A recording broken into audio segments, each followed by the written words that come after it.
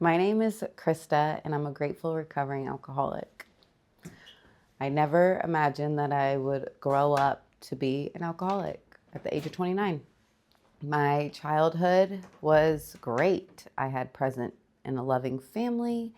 I grew up in the church. I excelled in all sports, academics. I'm the oldest of 5 children, and I always had a feeling of not fitting in. I wanted to be like other people. I wanted to be like the neighbors down the street. I felt like we were different. I don't know if it was my family, but it was me. I felt different. I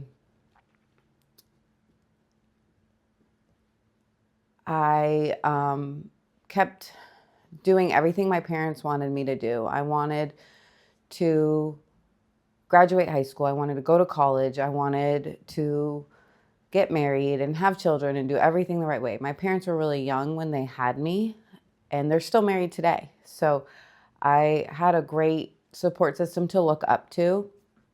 Around high school is when I was introduced to to alcohol. I had my first drink at 14, and I actually loved the feeling. And everywhere I went, I thought that's what you had to do. You had to drink to fit in. You had to have a good time. Everyone was drinking. I grew up on a resort island. It was a party island where it was normalized to drink every day. And as I went through high school, I started experimenting with other things. And it did something different to me. I turned violent, and I ended up losing a lot of friends because they didn't want to hang out with me. They didn't want to be around the violent girl that got kicked out of bars and parties. And my circle started getting smaller, and then I just kept experimenting with other things. And I always was in a relationship, but I always picked the man that I needed to fix, which they always say you always go after someone like your dad. And my dad wasn't a fixable man. My dad was the guy that fixed everything. He's a great man. And I really don't know where I went wrong in all that. And in college, I went to college straight out of high school, and I worked in food and beverage. So my career was going to be in like restaurant management, hotel management. And I had the opportunity to go on a school trip to Chicago, and everyone was partaking in the party scene, and they wouldn't let me do it. They kept saying, "Krista, you're too small. Your body can't handle this kind of stuff." Well, I had went in the restroom and saw what they were using laying on the counter, and I just tried it, and I ended up overdosing. And I was sent to the hospital, and then I was kicked off the school trip and ended up going home. And my parents tried everything to make everything okay again. They had never experienced anything like this. Mind you, I've never been around people that had a problem. I didn't know anyone sober. I didn't know anyone that had had to go away to change their life. And people tried to say I had a problem, but I didn't even know what it was to have a problem. And so I came home from that trip, and that's where like my career criminal part came into play, and I started getting arrested a lot. Like every time I'd go out to drink, I'd end up fighting somebody, and I would get arrested. And I want to focus this more on my solution and not my party days. So about 12 felonies later, we were going to end up at my last drink. And it was kind of ironic. I was asked to go to an AA meeting by a friend, and it was court ordered, and they didn't want to go alone, and they convinced me with a prescription pill. So they came over, gave me the prescription pill, and I drank on it going to this AA meeting. And mind you, I'd never been to an AA meeting. And we go and we walk in, and I see an ex-boyfriend, and I quickly walked out and sat in the car for that hour and continued to drink and text random people. And I ended up texting my first love, who was in a new relationship, and I was upset about it. But I had my new boyfriend at home, and I went back home, and I was still continuing to text my ex-boyfriend, and the new boyfriend, his name is Brian. He saw me doing that, and he took my phone and broke it, and I just saw red. And I don't really remember this night that much. I remember bits and pieces, and like 10 years later, it still comes back to me. And I ended up taking a golf club and breaking it over my knee and stabbing him in the wrist with it. And I hit a main artery, and there was blood everywhere, everywhere. And I ended up, he stabbed me as well with a Corona bottle in the wrist. There was so much blood. It was like a blood ball. And I ran next door, had the neighbor call 911. The cops showed up. My boyfriend at the time ran and hid. He thought he was going to jail. And the ambulance picked me up, and my sister was begging me to ride with her, and she was going to take me to rehab after. And I was like, no, let the ambulance take me. I'm not going to rehab. I don't have a problem. So I get to the emergency room, and they're stitching me up, and my boyfriend was brought there, and they were going to have to life flight him out because the injury was so bad. So a cop sat with me the whole time, and my boyfriend actually ended up just staying there, not getting life flown out. They were like scaring me that he was hurt so bad. And I managed to get a prescription. I squeezed a prescription out of the doctor while I was there because I was like, I'm not leaving empty-handed. I'm getting something. So I get up to leave, and they arrest me. They handcuff me, and they're like, you're not going home. And I don't even remember what they told me my charge was. I was completely intoxicated. And I walked out, and I saw my boyfriend at the time. He was getting stitched up and taken care of. And in the parking lot, I tried to run with handcuffs on. I tried to leave, and they wouldn't let me. I got put in the back of that cop car and got taken to county jail. This was my 12th, about to be my 12th felony. So I get to jail, and the next morning I wake up, and the bond was worth more than my car. This was the worst charge I've ever had. It was criminal domestic violence at a high and aggravated nature, and it won under attempted murder. My cellmate happened to have taken someone's life with a DUI, and she had been in there a year. And she was so kind and very compassionate, and like, I didn't really know the ways of county jail, so she kind of took me under her wing. She took me to my first real AA meeting. It wasn't like that one the night before. And we would read the Bible together. We would read the AA book together.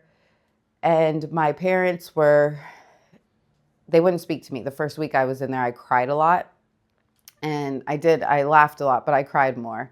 Every time I tried to call, they wouldn't pick up. A week into jail, my mom finally picked up, and I told her, like, I had a moment of clarity, and I was like, I can't go back home.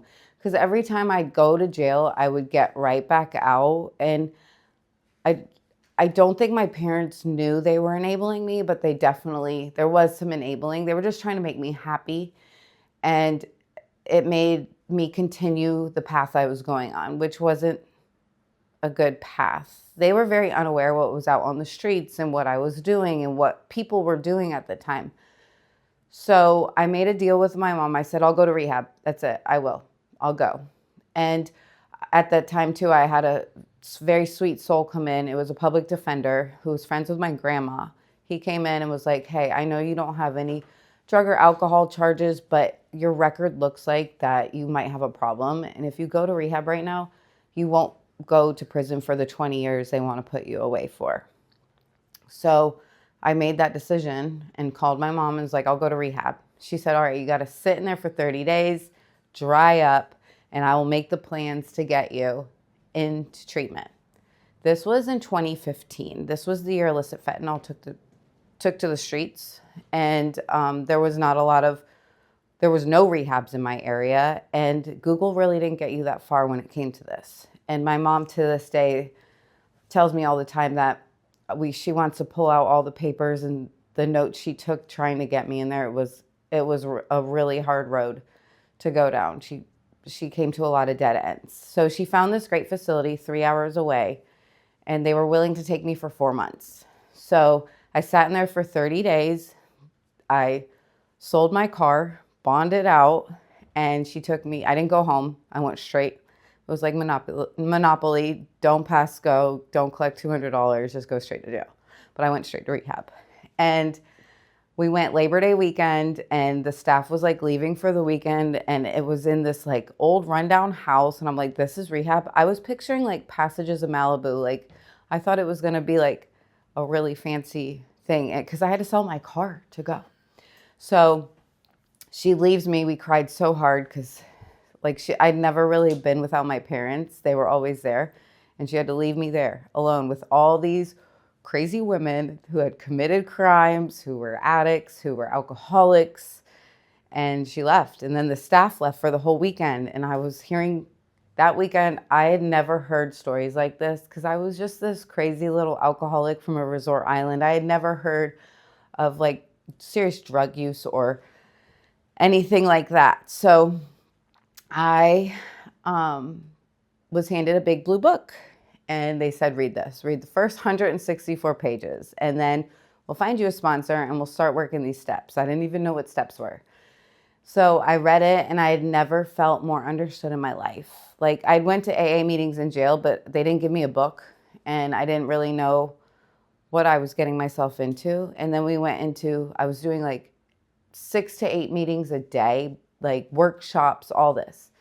So they're showing me these 12 steps. And as we're going through it, I looked around and I was like, why? I feel like the world's been gatekeeping this. Like, why is the whole world not working these steps? Like, it's bottom line, how to fix your wrongs. Well, find God, fix your wrongs, and be a better person. Just be a better person. So that was the moment it clicked. Like, I'm not going back to this old life, and I'm going to continue. I'm going to tell everybody about this because no one told this about me until I ended up facing 20 years in prison. So I continued to I loved rehab. I really did. I loved the relationships I made. I ended up getting a job while I was there, and I used every extra dollar to order more literature from this recovery program with my extra money. And they couldn't believe it. They were like, we've never had a resident like this want to get more of this. But I loved it. I loved the healing aspect of it, the compassion of loving one another. Like these people came in so broken, and we just loved on them. And that's what they did for me when I came in. So I ended up finishing my 4-month program, and I stayed an extra month in transitional home just to be there for the newcomers. And I wanted more of it. So I ended up going back home, and all I knew in my work history was food and beverage. And I was actually a bartender since the day I was 21. So I came back home, and I got a job with a guy who owned a restaurant who was sober as well. And he took me under his wing, taught me how to bartend sober. I do not recommend that for anyone. But I did it. I bartended sober for a long time, and I turned it into more of like an art, and I enjoyed it. I enjoyed meeting new people, and I worked at places that served really good food. So I learned a lot about the food and all that. So while I was in rehab, though, the boyfriend I was with, Brian, he ended up realizing he had a problem as well. So while I was finishing up rehab, he went off to treatment.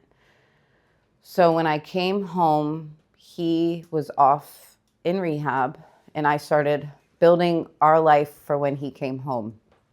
And he ended up coming home, and we started our sobriety journey together of just living this life. You do lose a lot of friends when you get sober, and you gain new friends in the recovery world. So he came home, and I was happy. I was so happy, but he had a lot more issues than I was aware of, and he relapsed, and he ended up having to go back to treatment. And I wasn't going to give up on him. I stayed with him, and then he came back sober. He did it a couple times, but we were finally set. We were doing well. And in 2017, I was two years sober, and he was in construction, went to work one morning, and I went to work doing my bartending thing, and I got a call that night, or when he was getting off work, from his boss that he'd fallen off a roof.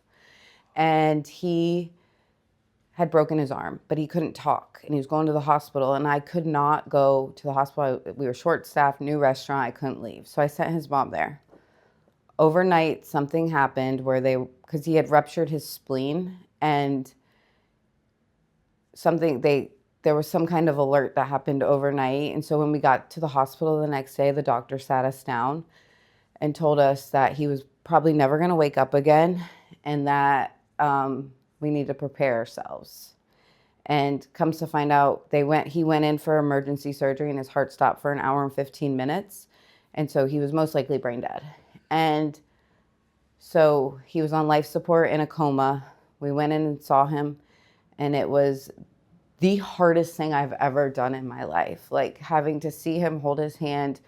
Like, we wanted a future. We were planning to get married and have babies. And so the doctor informed us again that he was most likely not going to wake up. So for 3 days, I held his hand for every moment, and he slowly drifted off, and I held his hand for his last breath, and had to go home to the house we had together, to his dirty clothes on the floor, his spit bottles everywhere. It was our new puppy, and I was in shock, complete shock. And his brother came into town, my sisters came in, and they did everything for me. They raised a GoFundMe to pay my rent and the bills, and I didn't know what to do. I'd never lost anyone close to me. This was my life partner. And I think I white knuckled it for a little bit, because I didn't want to face the grief. I was scared to relapse. I was scared to go back to that life. And I kind of shoved it deep down for a while. It's very unexplainable. I became super spiritual when he passed. I had to believe that he was in my heart and with me forever. I believe in signs. I believe signs are everything. I had to believe he was that cardinal in the front yard, or every little thing. Dolphins are a big thing, because the hospital he passed away in, we walked outside and there was literally 15 dolphins jumping as soon as he passed away. So signs like that. So I ended up having to move 2 months after that out of our house, and what we had together, and a lot of memories just had to go away. And that was when I had to do things on my own. This was the first time I've ever lived alone in my whole entire life. I had 2 dogs. I jumped into work. I got 2 jobs. I was working 14-hour days nonstop, just trying to distract myself.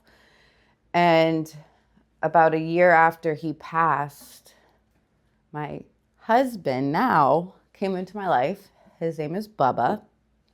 And we had went to high school together, and so we'd known each other for a long time. And about 2 weeks into our relationship, I found out he struggled with addiction, which I didn't know. And this was a whole nother journey. And he wanted to be sober. He had experience of being in rehab and stuff like that. So he had the knowledge of what it took to get sober, but he had trouble staying that way. And remember, this is when fentanyl is on the streets, big time. And I never experienced that in my story, but I've watched it.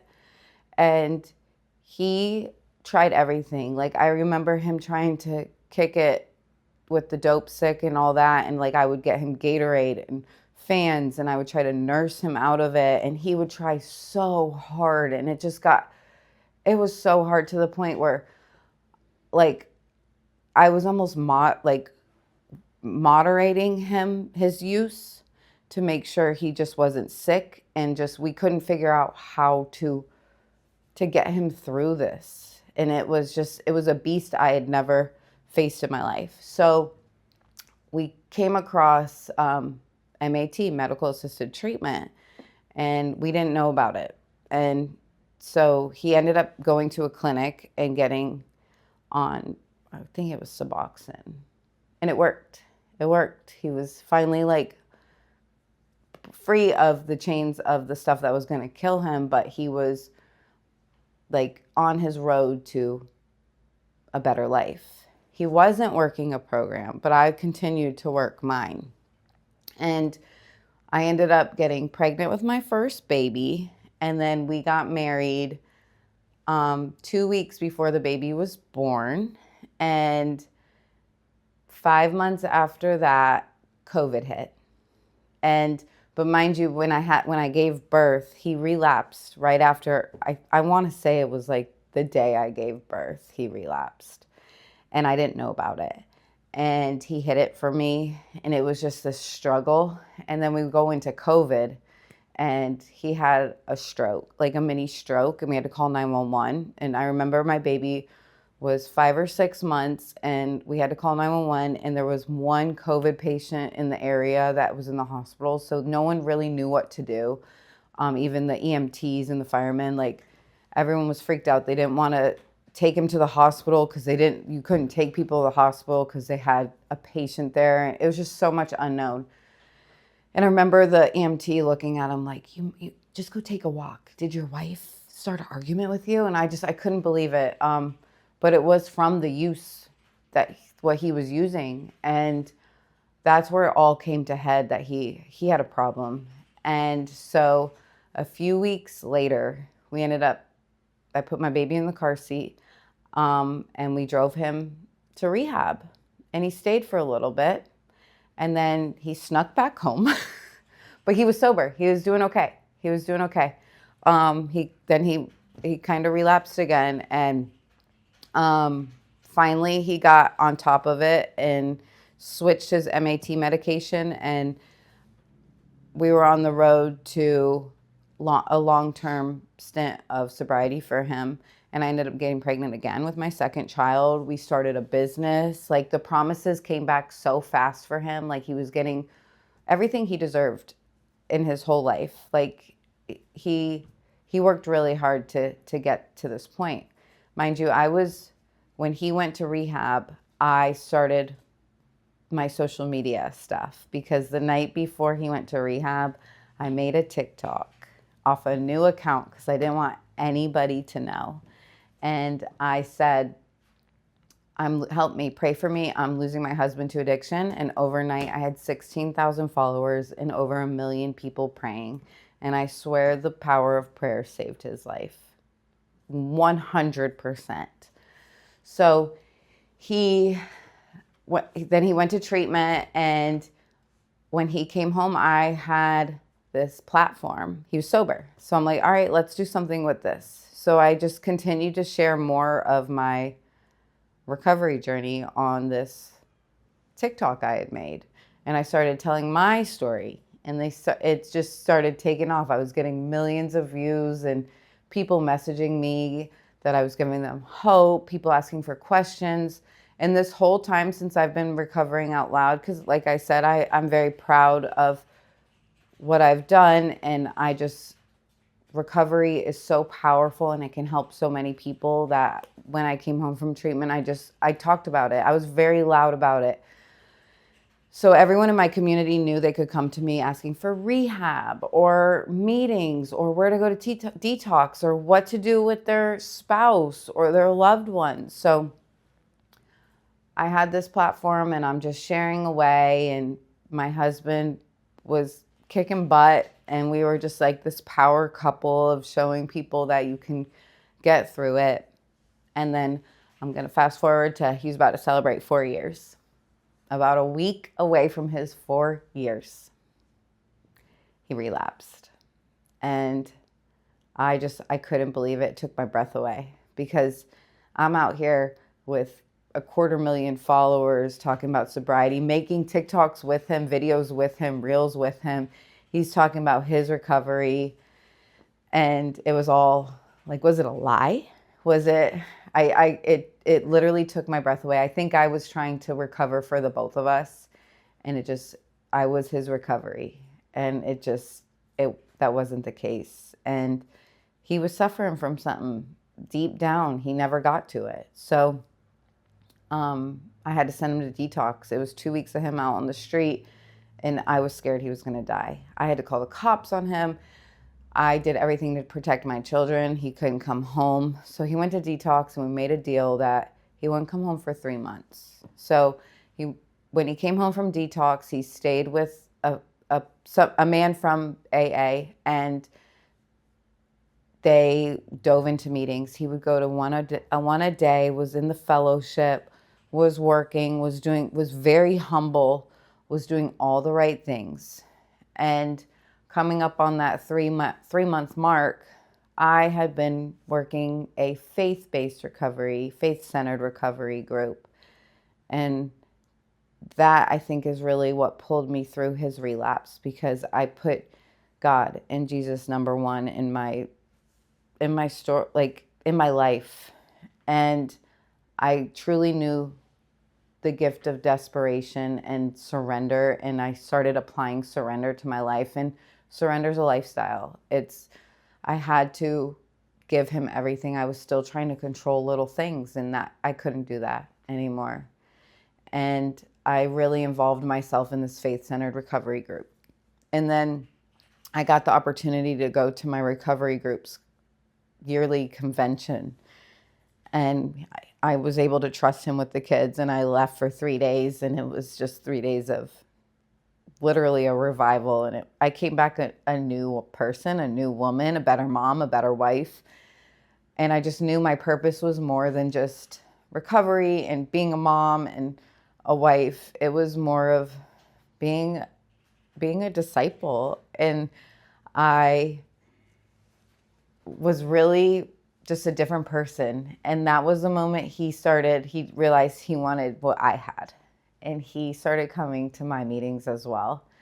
And then we made the decision. I got baptized, and then he made the decision next to me, and we both worked the 12 steps side by side. And he worked it with the men, and I worked it with the women.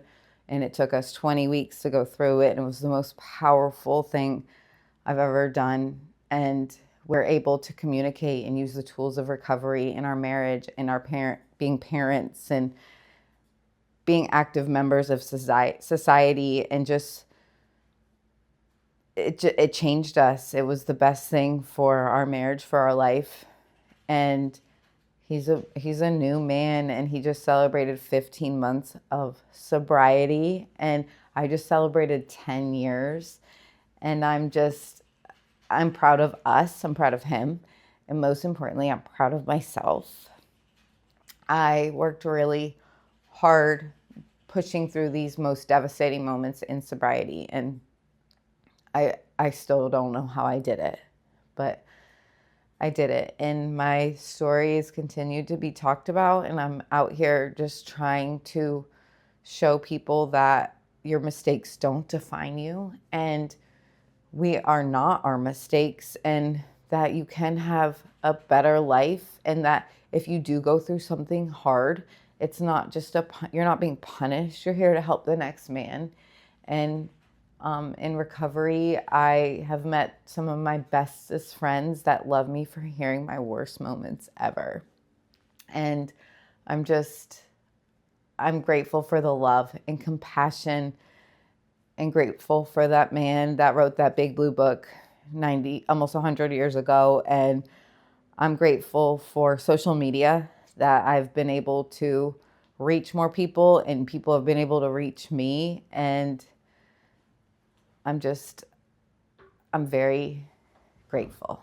And my why today is to help this next generation, to help those little Kristas who didn't know what they were doing and didn't know where they belonged. And instead of going down a path of destruction and trying to fit in, that they can be comfortable in their skin, and they can find their purpose, and they don't have to go through all the troubles that I had to go through. And what's on those streets right now is dangerous, and we have to be proactive. We have to bring awareness, and we have to love these people because they're human and people make mistakes and we are in a fallen world and we need to make a difference. And my why is these kids. So I'm going to continue to share my story.